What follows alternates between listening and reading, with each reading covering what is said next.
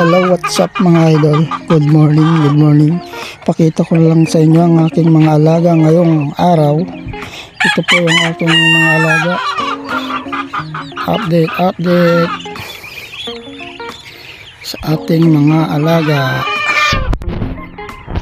Ayan, diretso tayo dito sa ating kulungan. Dito na po yung ating talisayan na pinapalaki ang katawan. At sobra ng laki, kaya medyo dinadayat na po natin ito. Ayan po ang ating talisayan. Laki ng manok. Tapos dito tayo sa ating nasa kulungan. Ito guys, yung ating sweater kelso. Ayan, guwapo. Ito yung pinaparami natin ngayon sa ating manukan. Ito naman yung ating mga sisiw na kelso. Naghalo-halo na po yan. Meron tayong brown red, meron din tayong gray dyan. Pinagkaisa ko sila lahat. Tapos ito po yung ating mga sisi na ina-update natin din dati. Ito, malaki na yan.